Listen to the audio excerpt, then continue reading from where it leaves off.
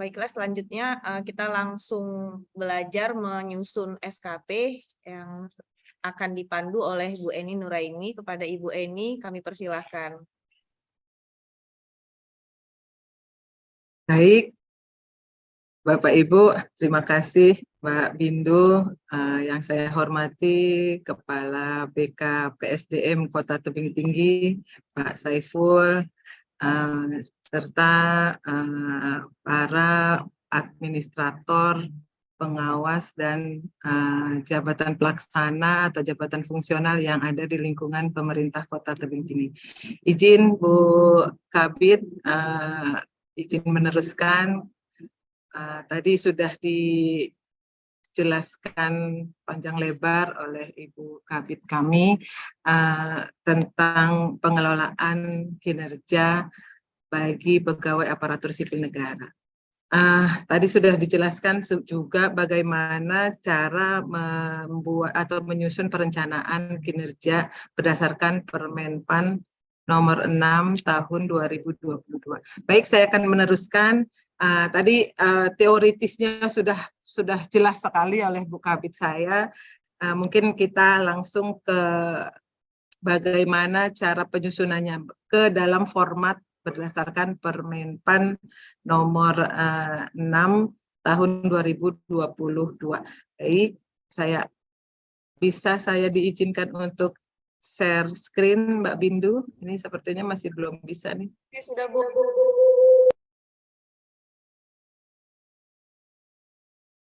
Masih disable, Mbak Bindu.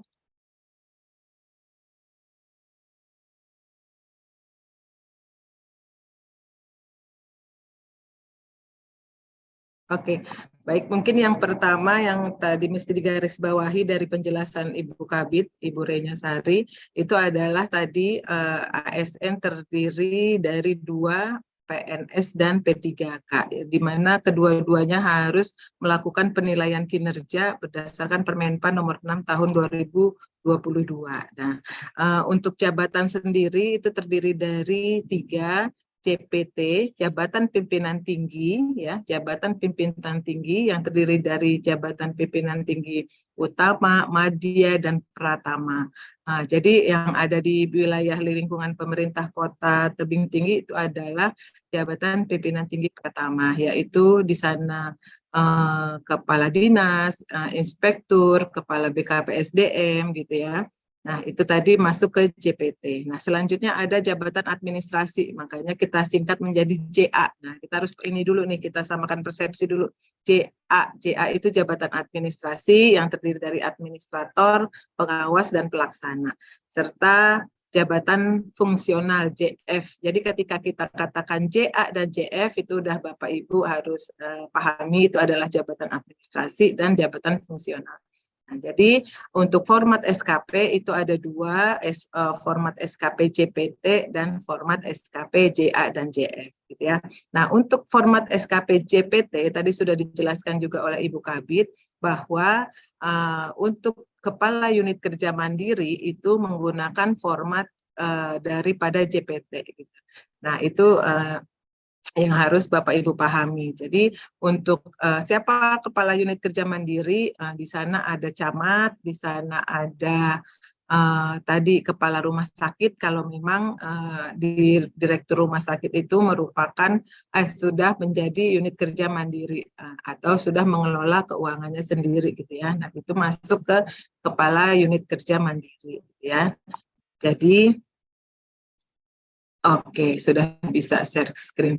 Jadi tadi formatnya sudah ada, format untuk JPT dan format untuk JA dan JF. Nah, selanjutnya di dalam berdasarkan Permenpan nomor 6 tahun 2022 itu untuk format SKP sendiri itu ada dua jenis, yaitu dengan pendekatan kualitatif dan pendekatan kuantitatif, gitu. Nah, pendekatan kuantitatif mungkin Bapak Ibu sudah pernah melihat karena di sana di Tebing Tinggi sendiri sudah pernah sosialisasi terkait dengan Permenpan 8 ya yang tahun 2021.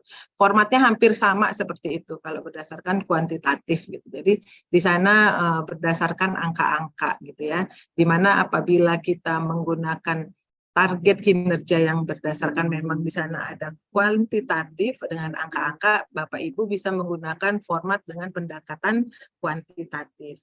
Nah, dengan yang bagaimana Bu yang untuk format kualitatif itu memang yang bersifat deskriptif dia. Jadi formatnya dia hanya dia berbentuk narasi-narasi, penjelasan-penjelasan seperti itu ya. Kapan kita bisa pakai kualitatif, kapan kita pakai kuantitatif gitu. Nah, kalau kuantitatif itu bebas Bapak Ibu. Bapak Ibu bisa menggunakan kualitatif ataupun kuantitatif gitu ya. Tetapi harus dipahami juga apabila dalam satu unit kerja itu menggunakan kualitatif atau kuantitatif ya nanti ke bawahnya samakan saja gitu. Nah, kalau memang targetnya jelas dengan adanya angka, persentase, nilai gitu ya. Nah, itu bisa Bapak Ibu gunakan dengan pendekatan kuantitatif. Gitu. Nah, ini saya akan akan menjelaskan sedikit bagaimana Bapak Ibu bisa menyusun SKP atau rencana kinerja gitu ya berdasarkan pendekatan kuantitatif gitu. Nah, seperti yang dikatakan Ibu Kabit tadi bahwa memang untuk SKP JPT ini saya akan menyusun dulu untuk SKP JPT karena tadi dikatakan oleh Bu Kabit harus kita dalam penyusunan rencana kinerjanya itu harus top down itu berarti harus dilakukan oleh pimpinannya dulu, JPT-nya dulu. Ya. Nah, JPT-nya kita susun SKP-nya berdasarkan perjanjian kinerja. Nah, ini udah hampir sama kok sama kayak Permenpan 8, sama berdasarkan daripada PK, perjanjian kinerja. Nah, kemarin kita sudah susun ya Permenpan 8 ya. Jadi pada dasarnya sama. Jadi kita harus tahu dulu perjanjian kinerjanya JPT. Bapak Ibu harus punya dulu PK-nya JPT, PK-nya Kepala Dinas, PK-nya Kepala BKPSDM, PK-nya Camat, PK-nya Direktur Rumah Sakit, PK-nya Dinas Kesehatan atau Dinas Pendidikan, Kepala Dinas. Nah, ini adalah PK yang sudah ditandatangani oleh JPT dan PPK, Pejabat Pembina Kepegawaian, ya, yaitu Wali Kota pada saat. Jadi ini ada tanda tangan biasanya di bawah ini. Ini adalah PK. PK itu terdiri dari sasaran strategis dan adanya indikator utama serta target. Untuk menyusun SKP JPT ya kita tinggal tuangkan saja dari PK ini menjadi SKP JPT. Tuangkan langsung aja tuangkan. Nah, ini adalah format daripada SKP JPT berdasarkan pendekatan hasil kerja kuantitatif ya nih Bapak Ibu ya. Bapak Ibu bisa lihat. Bapak Ibu bisa lihat di sini ada format daripada SKP untuk JPT. Itu apa? Siapa aja tadi JPT? Kepala dinas, kepala badan, inspektur, gitu ya, atau camat, bahkan direktur rumah sakit. Tadi di chat ada juga yang mengatakan bahwa direktur rumah sakit itu masih di bawah dinas kesehatan. Nah, ini perlu kita perjelas ya, apakah memang direktur rumah sakit itu masih di bawah kewenangan dinas kesehatan atau memang sudah berdiri sendiri ya. Oke, itu nanti perlu diperjelas. Kalau memang dia sudah berdiri sendiri atau sudah mengelola keuangan sendiri, sudah menjadi KPA, maka direktur rumah sakit bisa menggunakan format ini, format untuk JPT. Oke, nah ini. Jadi bagaimana cara menuangkannya gitu ya? Bagaimana cara menuangkannya untuk SKP JPT? Untuk SKP JPT Bapak Ibu tinggal menuangkan saja, mengcopy paste dari PK. Di dalam PK ada sasaran strategis. Nah, sasaran strategis Bapak Ibu tuangkan ke dalam rencana hasil kerja. Ini ada format di sini. ada rencana hasil kerja, indikator kinerja individu, target, dan perspektif. Ya.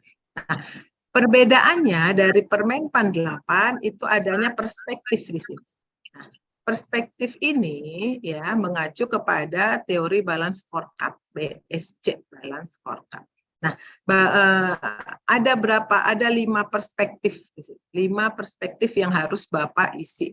5 perspektif yang kita lihat daripada indikator kinerja individu. Apa-apa saja di dalam perspektif ini ada 4 perspektif. Yang pertama adalah perspektif penerima layanan. Ya, perspektif penerima layanan adalah perspektif yang merefleksikan gitu ya, merefleksikan kemampuan organisasi dalam memenuhi keinginan dan harapan penerima layanan. Nah, Bapak Ibu harus paham dulu nih siapa stakeholder kita, siapa customer kita gitu ya. Ketika itu merefleksikan kemampuan daripada unit organisasi kita dalam memenuhi kebutuhan daripada stakeholder kita, customer kita, berarti kita masukkan indikator kinerja individu ini ke dalam perspektif penerima layanan. Ya, nah tadi selanjutnya perspektif yang kedua adalah perspektif proses bisnis, di mana perspektif tadi merefleksikan perbaikan proses untuk menghasilkan keluaran yang memiliki nilai tambah bagi pemangku kepentingan. Nah, apabila dia merefleksikan perbaikan daripada proses bisnisnya untuk menghasilkan nilai tambah bagi organisasi Bapak Ibu, maka Bapak Ibu bisa memilih pada indikator individu ini perspektif yaitu proses bisnis, gitu ya. Nah, yang ketiga perspektif penguatan internal.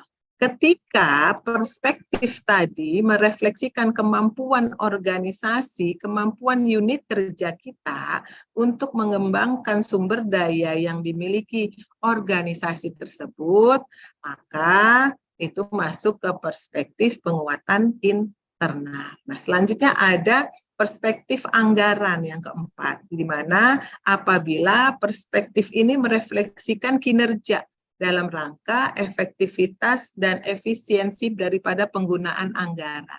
Nah, itu bisa masuk ke perspektif anggaran, gitu ya. Nah, perspektif yang harus ada pada rencana SKP pada JPT itu adalah perspektif anggaran, karena di sana di dalam JPT mempunyai tanggung jawab dalam penyerapan anggaran. Seperti itu ya. Jadi Bapak Ibu ini saja yang beda. Nah, kalau di Permenpan 8 ya sama nih, sama tinggal menuangkan PK ke dalam SKP JPT. Ditambah adanya perspektif ini gitu ya. Nah, itu tadi rencana hasil kerja kita ambil dari PK-nya JPT pada sasaran strategis. Copy paste aja langsung. Nah, indikator utama yang ada di PK itu masuk ke indikator kinerja individu. Apa sih indikator kinerja individu? Indikator kinerja individu kita singkat menjadi IKI, indikator kinerja individu. Adalah ukuran keberhasilan daripada rencana kinerja. Apa sih ukuran keberhasilan daripada terselenggaranya penerapan sistem merit? Ukuran keberhasilannya adalah dengan adanya indeks sistem merit. Jadi ukurannya ya adanya indeks sistem merit. Berapa nilai indeks sistem merit yang menjadi target? Nah, itulah contohnya. Nah, ditargetkan di sana ada 265 nilainya adalah 265. Selanjutnya kita tentukan perspektif ini daripada indikator kinerja individunya. Indeks sistem merit ini masuk ke perspektif apa? Ya, nah kita lihat misalnya ini stakeholdernya adalah PNS di lingkungan BKD, di lingkungan pemerintah kota tebing tinggi. Nah, maka masuk ke perspektif penerima layanan. Nah, seperti itu ya. Nah, nanti kalau umpama di Permenpan 8 di sana tidak tertulis di sana adanya penugasan ya. Nah, di Permenpan 6 di dalam rencana hasil kerja tadi Bapak Ibu tuliskan adanya penugasan. Penugasan dari siapa? Penugasan dari Bupati. Itulah yang tadi Bu Kabid saya katakan adanya sistem kerja yang agile gitu ya, yang agile. Jadi Pak Kaban gitu ya, bukan hanya melaksanakan tugas dari bupati, misalnya ada dari kementerian gitu, Pak Kaban mempunyai tugas mempunyai tugas dari kementerian misalnya, ini langsung bisa boleh gitu ya, langsung nanti di sini penugasan dari menteri misalnya, apa gitu, di sosial kah gitu. Nah, itu bisa masuk. Jadi jelas di sini adanya sistem ini menggambarkan adanya sistem kerja yang agile tadi yang dijelaskan oleh Bu Kabit tadi. Oke, nah tadi sudah jelas di sini langsung diambil dari sasaran strategis, dituliskan penugasan dari bupati atau wali kota misalnya. Oke, nah Bapak Ibu tinggal tuangkan saja. Nah, begitu juga target kita tuangkan dari PK. Oke, dari PK yang ada di target, Bapak tuangkan saja, Bapak Ibu tinggal pindahkan saja. Ya, nah selanjutnya di sana ada kinerja hasil kerja utama dan hasil kerja tambahan. Nah, apa nih yang membedakannya? Nah, kalau di Permenpan 8, hasil kerja ini dia berasal dari yang menjadi direktif gitu ya, atau dari dari PK atau dari Renstra. Nah, kalau di Permenpan 6 hasil kerja utama dan hasil kerja tambahan itu yang menentukan adalah pimpinan kita. Pimpinan kita di mana menentukan adanya prioritas. Ketika pimpinan kita menganggap prioritasnya tinggi menjadi prioritas utama gitu ya, itu maka tingkat prioritasnya tinggi maka masuk ke hasil kerja utama. Nah, ketika pimpinan menentukan ini masuk ke prioritasnya rendah gitu ya. Nah, itu masuk ke hasil kerja tambahan. Jadi terkait dengan PLT, PLH gitu ya. Kalau berdasarkan PP 46 yang lama itu masuk ke kinerja tambahan. Nah, kalau di untuk Permenpan 6 ini karena dia PLT merupakan prioritas tinggi gitu ya, maka masuk ke hasil kerja utama gitu ya. Jadi masuk ke hasil kerja utama. Nah, ini juga yang selanjutnya yang membedakan dari Permenpan 8 adanya perilaku kerja. Tadi sudah dijelaskan tuh oleh Bu Kabit bahwa untuk SKP untuk berdasarkan Permenpan 6 itu terdiri dari hasil kerja dan perilaku kerja. Perilaku kerja ini kita mengikuti adanya core value berakhlak gitu ya.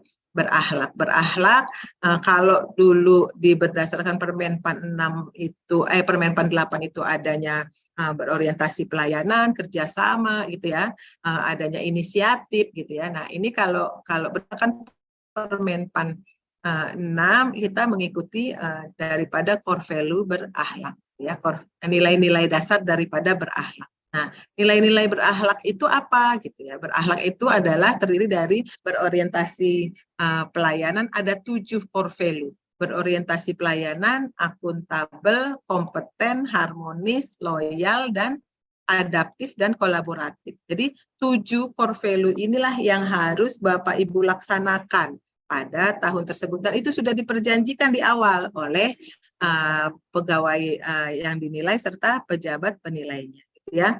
Nah, itulah tadi adanya core value berakhlak, 7 nilai dasar yang ada masing-masing dari nilai dasar tadi ada 3 pedoman penilaiannya.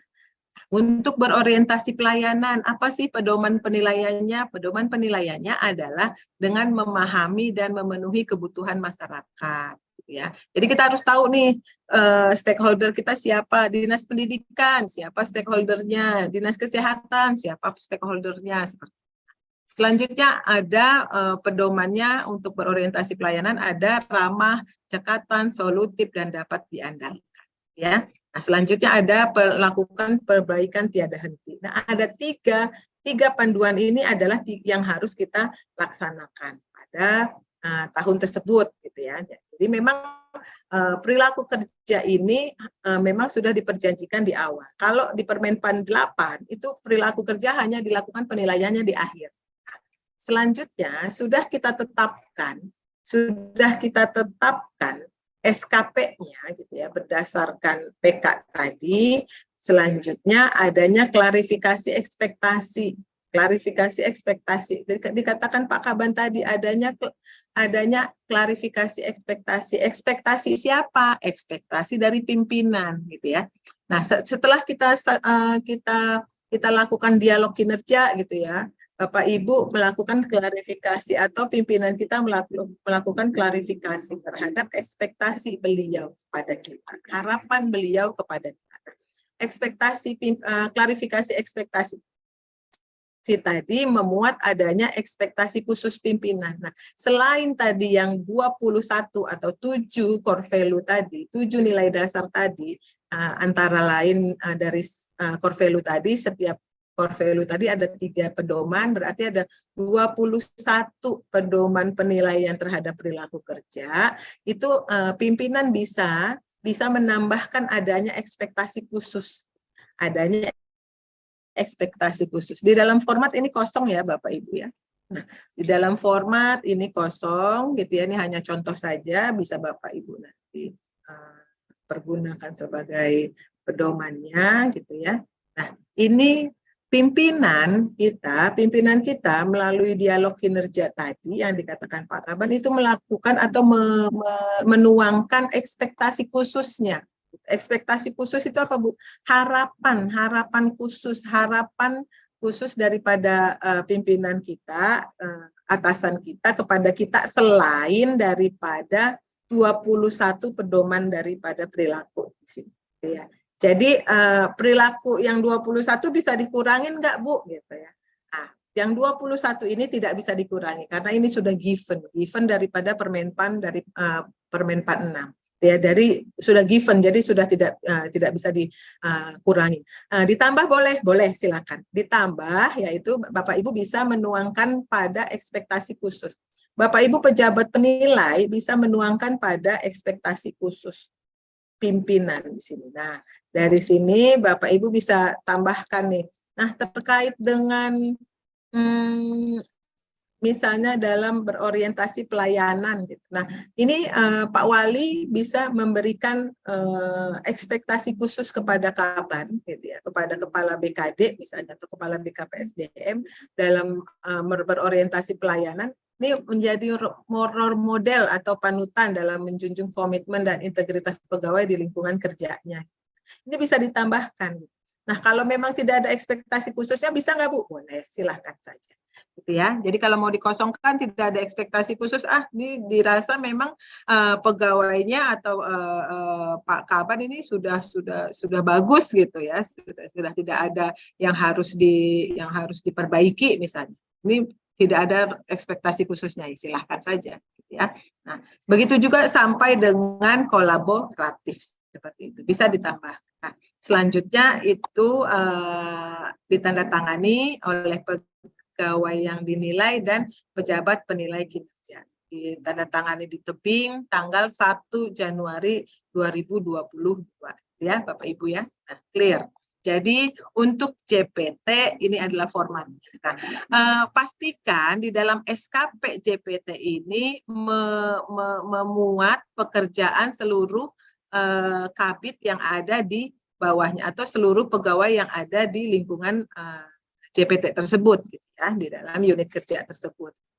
Pastikan apabila memang ada gitu ya, di dalam PK ini nggak terlihat nih peran daripada sekretaris misalnya atau peran daripada kabit yang satu misalnya seperti itu. Bapak Ibu bisa tambahkan di mana? Tambahkan di PK, jangan. Tambahkan di SKP. Tambahkan di SKP. Misalnya nih di 3 tambahkan apa? Nah, lihat Bapak Ibu dilihat Bapak Ibu bisa dilihat di dalam Renstra terkait dengan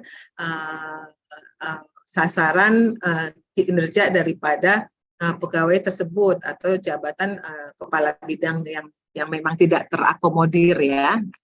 Masukkan tambahkan di dalam SKP-nya JPT gitu ya, tambahkan di dalam SKP-nya JPT. Jadi SKP JPT ini merupakan dasar daripada penyusunan SKP untuk JA dan JE ya Bapak Ibu. Jadi inilah yang menjadi titik tolak, yang menjadi tolak ukur keberhasilan daripada unit kerja tersebut.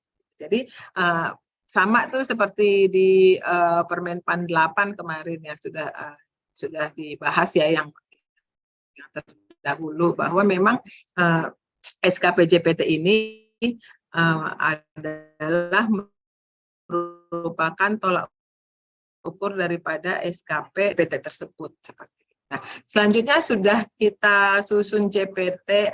Selanjutnya tadi klarifikasi ekspektasi tadi, apalagi selain dari perilaku. Nah, klarifikasi ekspektasi, apalagi yang harus diklarifikasi?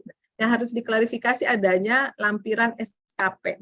Adanya lampiran SKP. Jadi SKP berdasarkan Permenpan ini terdiri dari SKP-nya, rencana kinerjanya, dan lampiran SKP. Ya, lampiran SKP. Nah, ini harus dituangkan, harus di Bapak Ibu susun juga gitu. Nah, lampiran SKP ini memuat apa saja gitu ya, memuat apa saja. Nah, tadi lampiran SKP ini merupakan bentuk daripada klarifikasi ekspektasi tadi oleh pimpinan.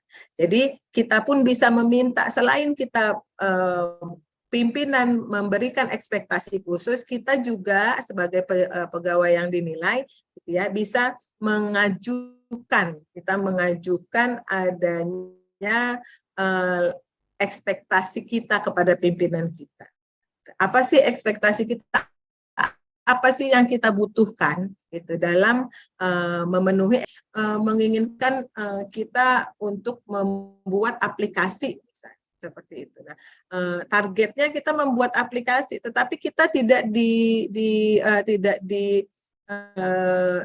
didukung oleh SDM atau sumber daya yang memadai. Misalnya kita suruh bikin aplikasi, tetapi komputer kita, PC kita, laptop kita, dia Pentium rendah seperti itu, yang tidak bisa mengakomodir kita membuat dalam pembuatan program seperti itu. Nah, kita bisa meminta, tuangkan di dalam lampiran SKP. Ini adalah lampiran SKP ya. Di sini ada nama instansi, ada nilai periode penilaiannya, dan di sana ada dukungan sumber daya. Nah, Bapak Ibu bisa menuliskan di sana dalam rangka memenuhi ekspektasi gitu ya, ekspektasi dari Pak Wali Kota dalam hal penyusunan aplikasi misalnya, maka kami membutuhkan komputer misalnya. Komputer yang Pentium tinggi gitu misalnya, seperti itu. Nah, itu untuk apa? Untuk tadi dalam rangka pemenuhan ekspektasi daripada Pak Wali Kota seperti itu.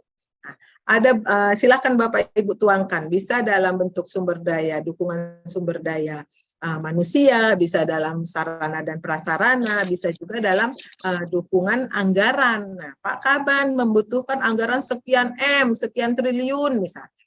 Untuk apa? Untuk pengembangan kompetensi misalnya seperti itu. Nah, dalam pencapaian nilai indeks profesionalitas ASN gitu, apalagi dalam dimensi kompetensi misalnya, kami membutuhkan anggaran untuk adanya peningkatan kompetensi, adanya bintek, adanya sosialisasi misalnya seberapa triliun. Bapak Ibu bisa tuliskan di sini ya, bisa tuliskan di dukungan sumber daya. Nah, selanjutnya selain dukungan sumber daya, adanya skema pertanggungjawaban. Nah, ini kita perjanjikan juga dengan pimpinan kita. Kapan hasil kerja kita akan kita laporkan kepada pimpinan kita. Nah, itu diperjanjikan. Misalnya kita menjanjikan laporan kita dilakukan, kita melaporkan setiap bulan, atau setiap triwulan, atau setiap hari Senin misalnya.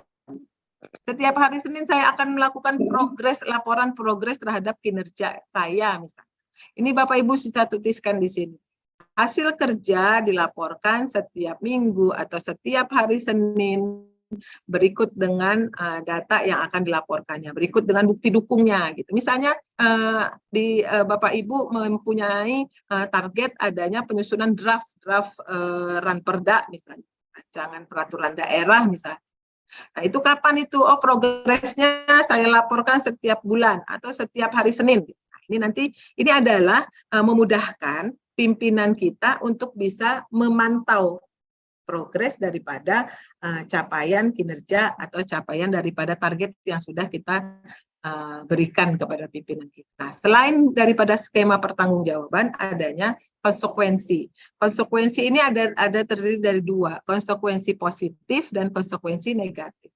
Konsekuensi positif itu apa? Konsekuensi positif apabila kita memenuhi ekspektasi pimpinan tadi, apa yang akan pimpinan berikan kepada kita. Nah, itu kita perjanjikan juga. Misalnya, ini kalau memang sudah tercapai akan Pak Kaban akan memberikan reward, misalnya akan dikirim pengembangan kompetensi gitu, ataupun nggak usah yang susah-susah, misalnya mau ditraktir misalnya seperti itu. Nah, itu bisa dalam konsekuensi positif gitu ya. Nah, begitu juga dengan konsekuensi negatif. Nah, tadi kan apabila tercapai atau memenuhi ekspektasi. Begitu juga apabila tidak memenuhi ekspektasi, apa yang akan dilakukan oleh pada kepala CPT misalnya. Apa nih akan dilakukan oleh atasan kita, pimpinan kita.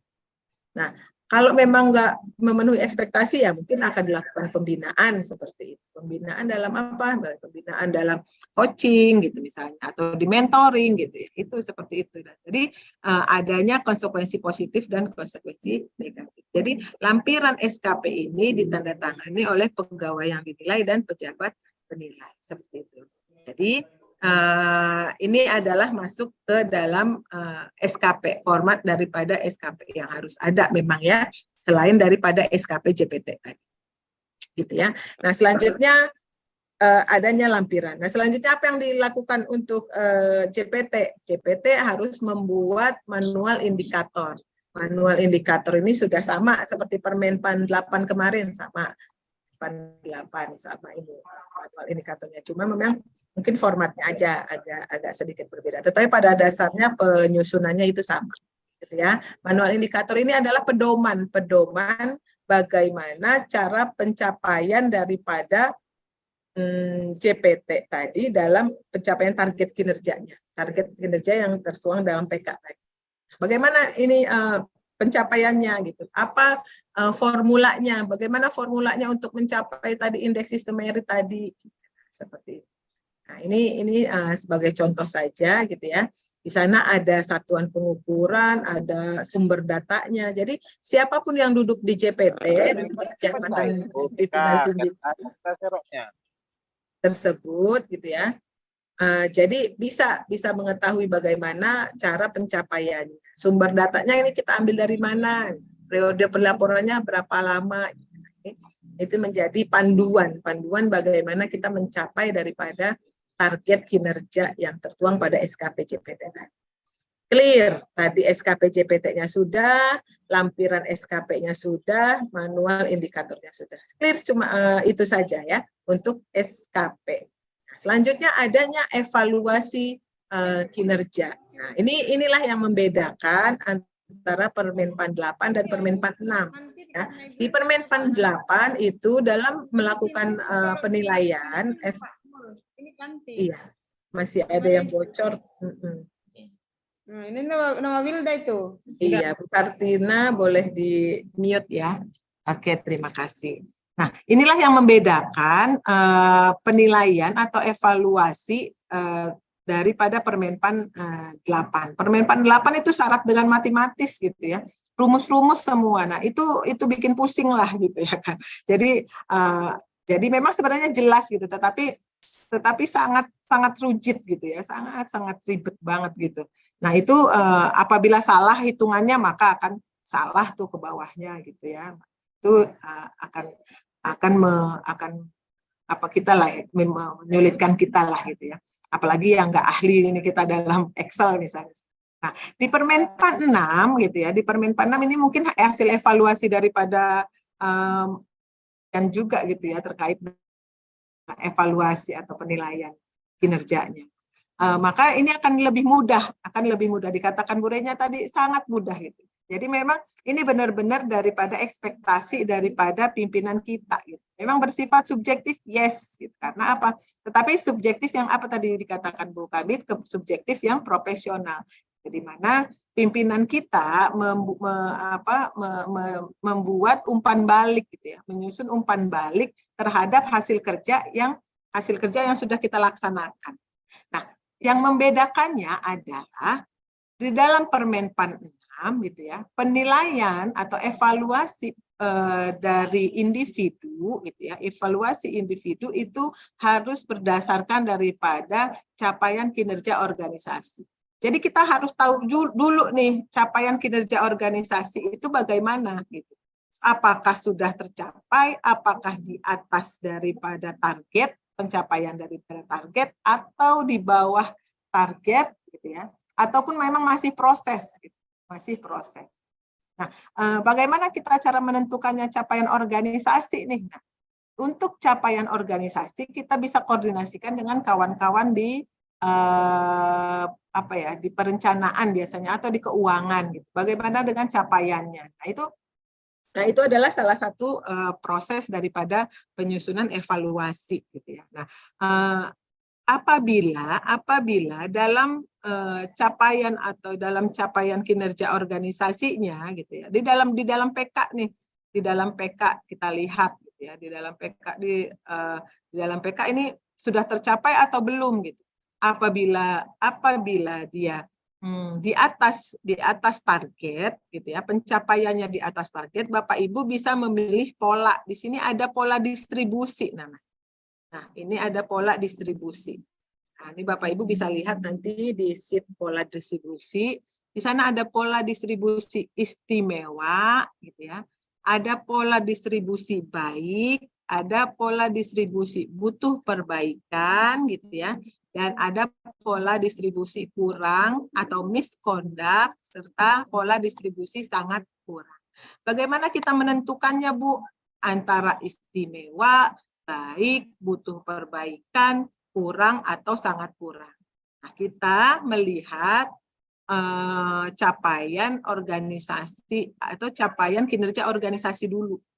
Nah, apabila tadi saya katakan, apabila tadi capaiannya sudah di atas target, misalnya ya, di dalam target yang sudah kita tentukan di dalam organisasi, maka Bapak Ibu bisa memilih kurva distribusi yang istimewa.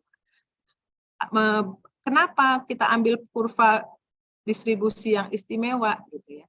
Karena tadi capaiannya sudah di atas target. Nah, itu pola distribusi ini bisa menggambarkan gitu ya. Nah, Bapak Ibu perhatikan, bisa menggambarkan bahwa pencapaian individu nilai predikat individu dari pegawai yang ada di unit organisasi tersebut.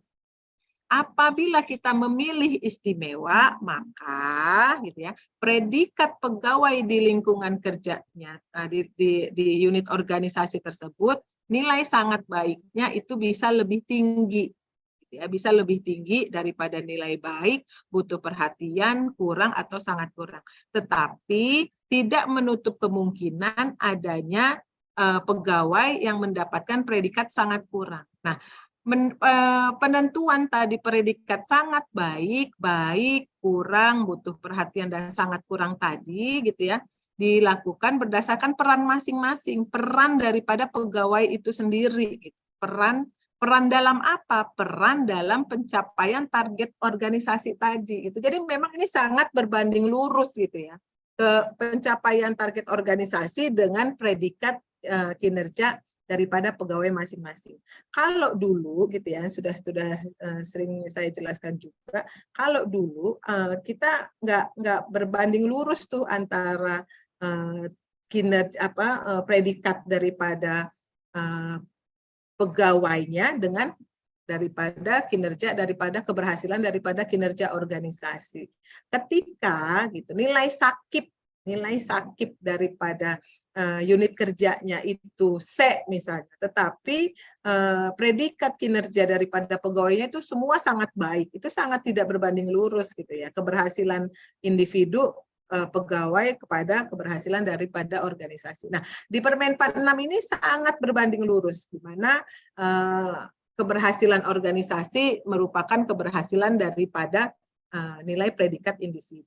Jadi jangan harap kita akan bernilai sangat baik apabila target organisasi itu tidak tercapai. Nah, makanya kita sama-sama nih mendorong target organisasi, target kinerjanya JPT tadi itu tercapai gitu.